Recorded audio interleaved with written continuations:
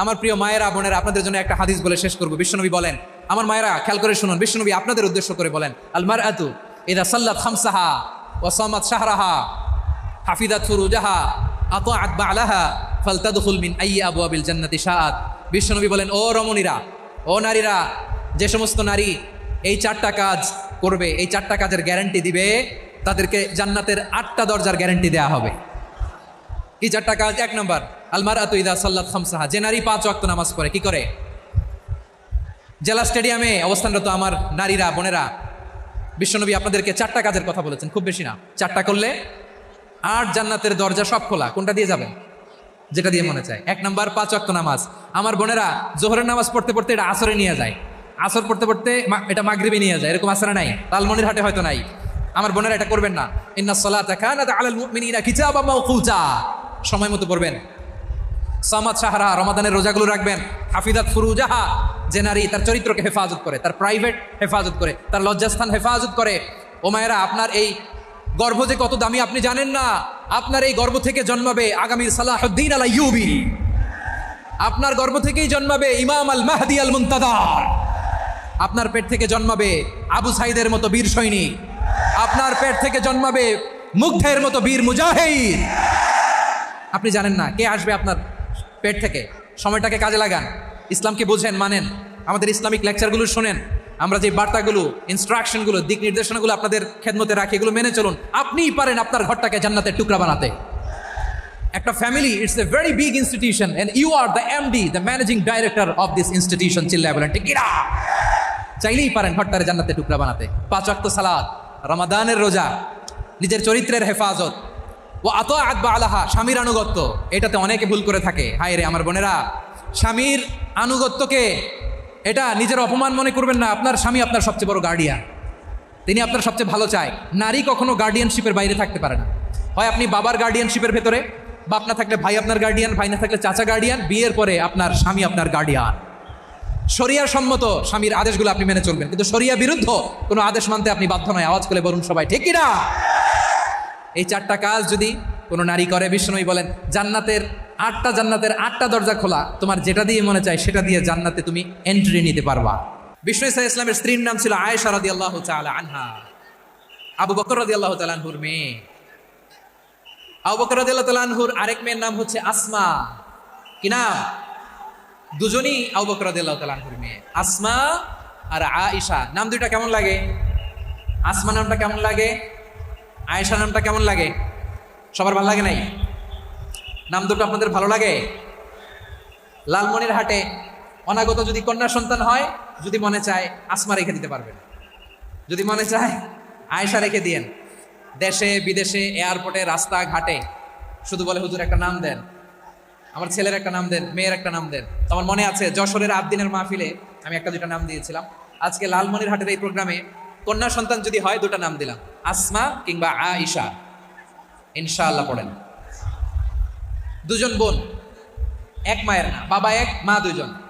আয়েশা রাদিয়াল্লাহু তাআলা আনহার মায়ের নাম উম্মে রুমান, আর আসমা রাদিয়াল্লাহু তাআলা আনহার মায়ের নাম কুতাইলা বিনতে আব্দুল উজ্জা। আবু বকর রাদিয়াল্লাহু তাআলা আনহু 4টা বিয়ে করেছিলেন।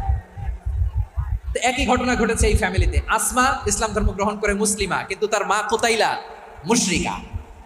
আই রিপিট, বোঝার জন্য আমি আবারও বলি, আসমা রাদিয়াল্লাহু তাআলা আনহা মুসলিমা, আর আসমার মা কুতাইলা, আওয়াজ করে বুঝে থাকলে বলেন, আসমার মা মুশরিকা।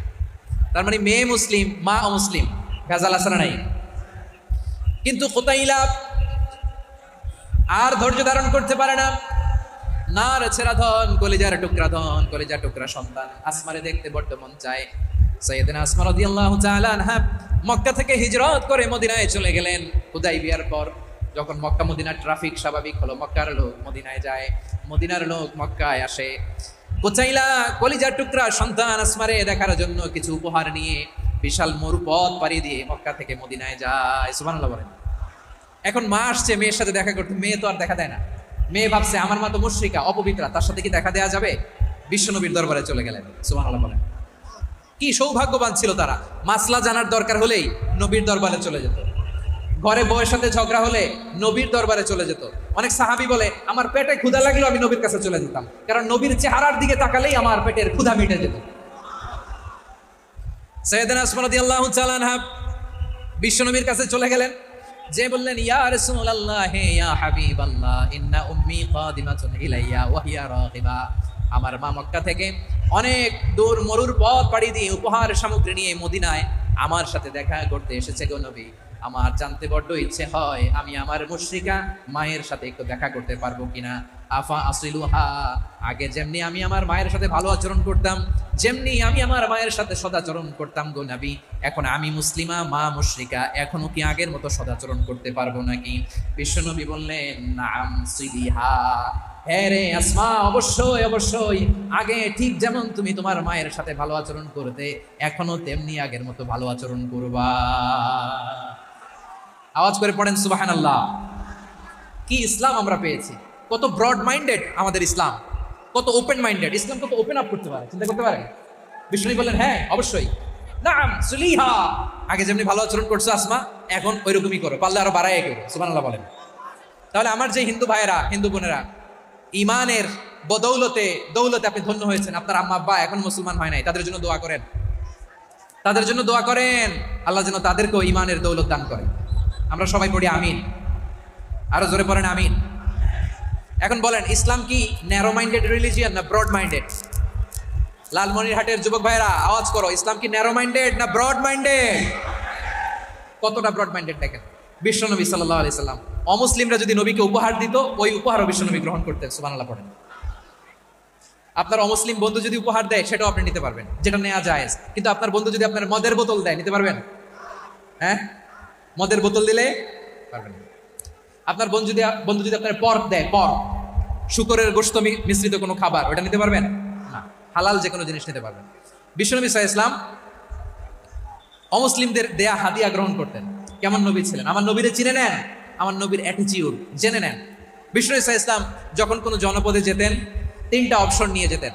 প্রিয় ভাইয়ের আওয়াজ করে বলতে হবে, কোনো জনপদে গেলে আমার নবীর অপশন থাকতো কয়টা? আমার মতো 3 আঙ্গুল উঁচু করে দেখান আর বলুন, আমার নবী কোন জনপদে গেলে কয়টা অপশন নিয়ে যেতেন? 1 নম্বর অপশন, আসলিম তাসলাম। নতুন এলাকায় গেলে বলতেন, আসলিম তাসলাম, ইসলাম ধর্ম গ্রহণ করো, শান্তিতে থাকবা, আমার ভাই হয়ে যাবে, আমরা ভাই ভাই, ইসলাম মানো, আমরা ভাই ভাই।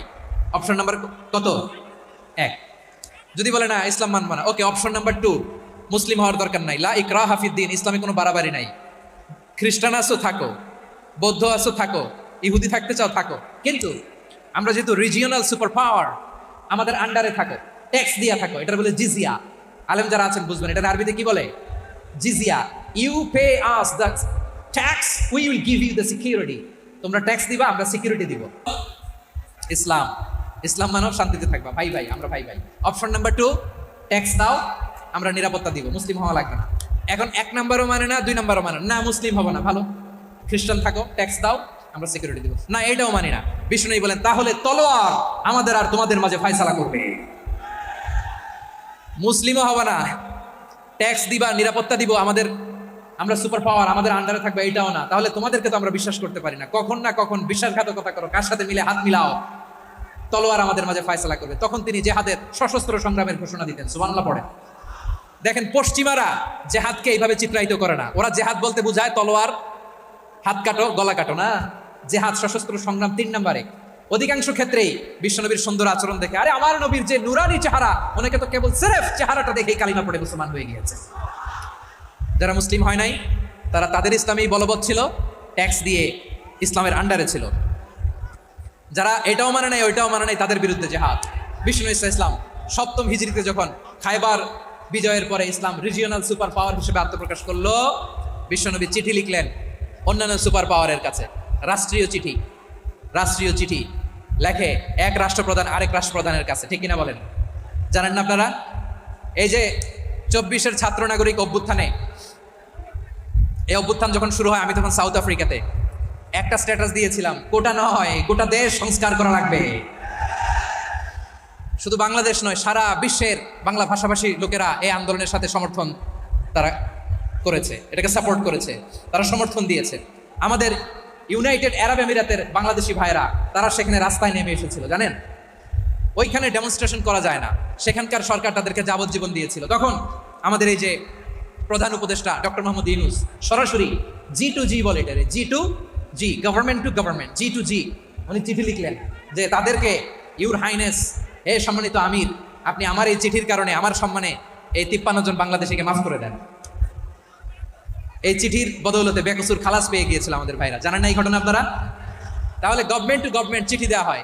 সপ্তম হিজরিতে বিষ্ণু ইসলাম সব সুপার পাওয়ারের কাছে চিঠি দিলেন, রোমান সম্রাটের কাছে, পারস্য অধিপতির কাছে, মিশরের অধিপতির কাছে, সবার কাছে চিঠি লিখলেন। চিঠির ভাষা ছিল এরকম, মিন মুহাম্মাদিন রাসূলিল্লাহ ইলা মুকাওকিস আযীমিল কিবত, মুহাম্মদ রাসূলুল্লাহর পক্ষ থেকে মিশরের বাদশার কাছে, আসলিম তাসলাম, ইসলাম মানো শান্তিতে থাকবা, সালামুন আলা মান ইত্তাবাআল হুদা, শান্তি তার জন্য যে হেদায়েতের অনুসরণ করে। সুবহানাল্লাহ পড়েন।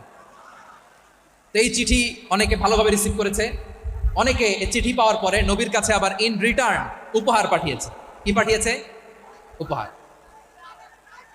মিশরের বাদশা মুকাওকিস তিনি বিশ্বনবীকে বিশাল এক উপহারের ডালি পাঠিয়েছেন। মিশরের বাদশা মুকাওকিস ছিলেন ধর্মে খ্রিস্টান। লালমনিরহাটের ভাইয়েরা আওয়াজ করে বলেন, মিশরের বাদশা ধর্মে কি ছিল? খ্রিস্টান। কি উপহার দিয়েছিল আমার নবীকে? শুনতে মনে চায়? আওয়াজ নাই লালমনিরহাটের গলায়, শুনতে মনে চায়? 1000 স্বর্ণ মুদ্রা, 1000 স্বর্ণ মুদ্রা। 2টা খ্রিস্টান দাসী, একজনের নাম মারিয়া বিনতে শামউন আল কিবতিয়া, আরেকজনের নাম সিরিন বিনতে শামউন আল কিবতিয়া।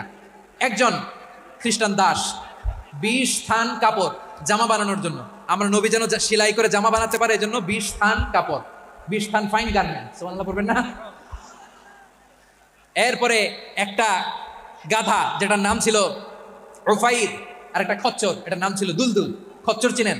গাধা আর ঘোড়ার ক্রসিং এ যে প্রাণীটা দুনিয়াতে আসে ওটা খচ্চর বলে। তো এই যে সুপার পাওয়ার খ্রিস্টান বাদশার কাছে নবী চিঠি লিখলেন, ওই খ্রিস্টান বাদশা আমার নবীকে উপহার দিল, বিশ্বনবী এই উপহারগুলো সানন্দে গ্রহণ করেছে। সুবহানাল্লাহ পড়বেন না? তাহলে অমুসলিম কেউ যদি আপনাকে উপহার দেয়, হালাল উপহার হলে আপনি গ্রহণ করতে পারবেন। অনুরূপভাবে পারস্যের বাদশা, রোম সম্রাট বিশ্বনবীকে উপহার পাঠিয়েছেন, আমার নবী সবগুলো উপহার গিফট গ্রহণ করেছেন। সুবহানাল্লাহ বলেন। তাহলে প্রিয় লালমনিরহাট আওয়াজ করে বলুন, ইসলাম কি ন্যারো মাইন্ডেড রিলিজিয়ন না ব্রড মাইন্ডেড?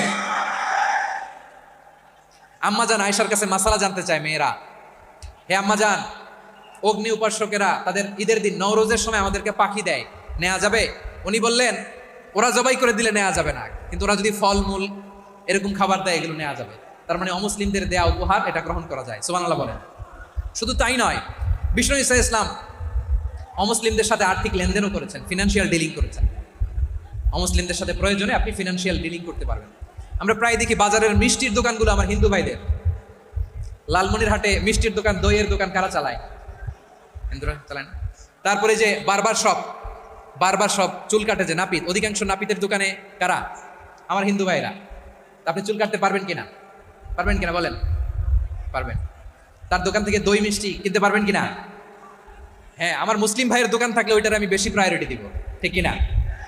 কিন্তু যদি তাদের সার্ভিস নিতে চান, প্রোডাক্ট নিতে চান, পারবেন। তার দলিল সহিহ বুখারী, আম্মা জান আয়েশা রাদিয়াল্লাহু তাআলা আনহা বলেন, ইশতারা রাসূলুল্লাহ সাল্লাল্লাহু আলাইহি ওয়াসাল্লাম মিন ইয়াহুদিন তুআমান ওয়া রাহানাহু দিরআহু মিন হাদিদ। রাসূল সাল্লাল্লাহু আলাইহি ওয়াসাল্লাম এক ইহুদির কাছ থেকে, কার কাছ থেকে? সবাই বলে নাই, কার কাছ থেকে? আমার নবী, পেয়ারা নবী এক ইহুদির কাছ থেকে জব কিনেছিল, জব, বার্লি, যেটা দিয়ে রুটি বানায়। ওই জবের দাম দেওয়ার টাকা পয়সা নবীর কাছে ছিল না, ফলে নবী ওনার একটা পোশাককে মর্গেজ রেখেছিলেন, মর্গেজ, বন্ধক, যে এখন এটার দাম দিতে পারবো না, কয়েক কেজি বার্লি নিয়ে যাই আর বন্ধক হিসেবে আমার জামাটা রেখে গেলাম, যেদিন দাম দিব ওই দিন জামাটা ছুটাই নিয়ে যাও। সুবহানাল্লাহ পড়বেন না? বাকিতে নিছিলেন, বাকিতে। দিরআহু মিন হাদিদ, লোহার তৈরি বর্ম, মানে যুদ্ধের পোশাক, লোহা দিয়ে বানানো। বিশ্বনবী বললেন, কয়েক কেজি জব দাও, টাকাটা পরে দিব, এখন টাকা নাই, বন্ধক হিসেবে, মর্গেজ হিসেবে আমার জামা রেখে গেলাম, যখন টাকা দিব জামা ছুটাই নিব। আওয়াজ করে বলতে হবে সুবহানাল্লাহ। এ থেকে বোঝা গেল অমুসলিমদের সাথে ফিনান্সিয়াল ডিলিং করা যায়, অর্থনৈতিক লেনদেন করা যায়, কেনাবেচা করা যায়, প্রোডাক্ট কেনা যায়। এমনকি আমাদের মসজিদে নববীতে বারান্দায় আপনারা একটা অটোমেটিক ফ্লাইং আমব্রেলা দেখছেন? সূর্য যখন বাড়ে মসজিদে নববীর বারান্দায় ইয়ার্ডের মধ্যে অটোমেটিক্যালি কিছু আমব্রেলা আছে, সাঁ করে খুলে যায়, আর সূর্যের তাপ লাগে না। আবার সন্ধ্যাবেলায় এই আমব্রেলাগুলো ওরা ক্লোজ করে ফেলে, দেখেন নাই না? দেখছেন? এই মসজিদে নববীকে সর্বোচ্চ উন্নত মানের কনস্ট্রাকশন ইনফ্রাস্ট্রাকচারে ডেভেলপ করার জন্য কর্তৃপক্ষ কিছু অমুসলিম ইঞ্জিনিয়ারের, ডিজাইনারের সহায়তা নিয়েছিল। সুবহানাল্লাহ বলেন। কোন দলিলের ভিত্তিতে? এই দলিলের ভিত্তিতে যে বিষ্ণু ইসা ইসলাম অমুসলিমদের সাথেও লেনদেন করেছেন। আওয়াজ করে বলতে হবে আল্লাহ আকবার। শুধু তাই নয়, ইন কেস অফ ইমার্জেন্সি, প্রয়োজনে ইসলামের খাতিরে ইসলামকে সামনের দিকে এগিয়ে নিয়ে যাওয়ার জন্য অমুসলিমদের সাপোর্ট নেওয়া জায়েজ আছে। সুবহানাল্লাহ বলেন। অমুসলিমদের সাপোর্ট নেয়া, তাদের থেকে অর্থ নেয়া, পলিটিক্যাল সাপোর্ট, পলিটিক্যাল অ্যাসাইলাম নেওয়া জায়েজ আছে। আমাদের অনেক বিশ্ববরেণ্য দায়ীরা আমেরিকায় অস্থায়ীভাবে অ্যাসাইলাম নিয়ে থাকে, নিজের দেশে গেলে ফাঁসিতে ঝুলাই দিবে। যুগ যুগ ধরে দায়ীদের উপর এরকম অত্যাচার আর নির্যাতন আছে না নাই? মিশরের অনেক দায়ীরা পাশ্চাত্যে যেয়ে থাকে, এই যে তারা পলিটিক্যাল অ্যাসাইলাম নিয়ে থাকে, রাজনৈতিক আশ্রয়, এটা জায়েজ আছে না? এটা যে জায়েজ আছে তার প্রমাণ স্বয়ং বিশ্বনবী সাল্লাল্লাহু আলাইহি ওয়াসাল্লাম পলিটিক্যাল সাপোর্ট নিয়েছিলেন অমুসলিমদের কাছ থেকে। সুবহানাল্লাহ।